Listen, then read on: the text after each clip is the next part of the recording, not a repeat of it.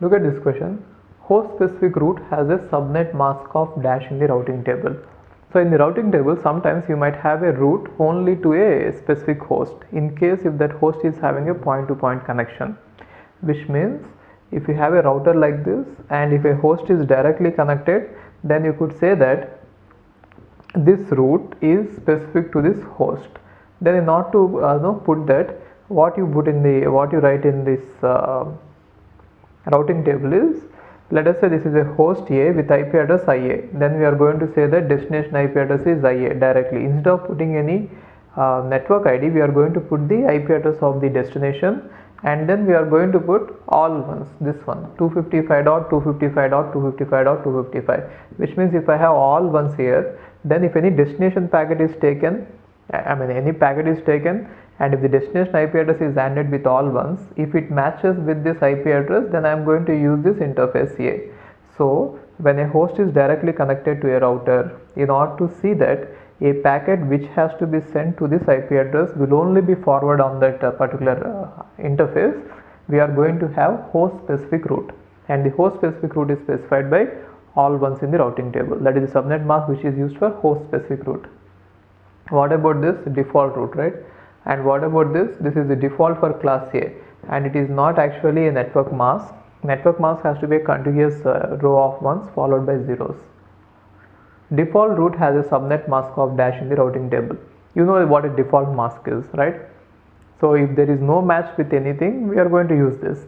Then what is the default mask? Default route is going to have the subnet mask all zeros, because if I add anything with all zeros, result will be all zeros, therefore it will definitely match that entry.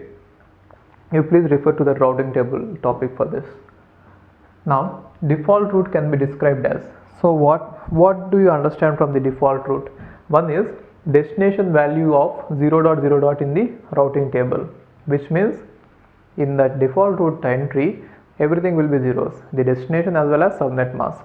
And second thing is, it can be used if network has only one next hop, which means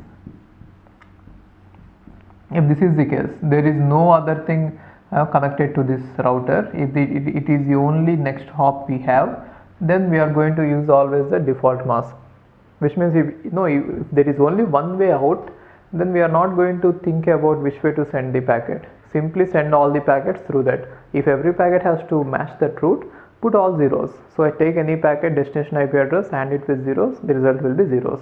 That is why we are going to use this. And next one is, it is used to keep the routing table small, isn't it? How are we going to put the routing table small is, I already discussed it in the routing table.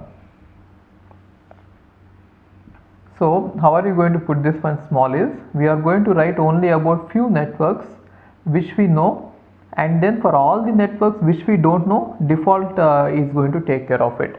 So theoretically every router is supposed to know about every network in the world, but then if I try to put every network ID of every network in the world, the routing table is going to be very big. Then I'll just write whatever networks I am directly connected to, I'll just write them, and for all the networks which I am not directly connected to, definitely I cannot send them the packets directly. So I'll choose someone as the next default router and I'll give it to them, and then they will decide which way to send the packets.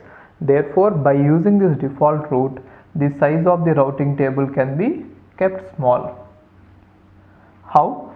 Whatever networks I know, I'll have the entries. If I don't know about a network, I'll have it as the default entry. So all the above is the answer. Okay.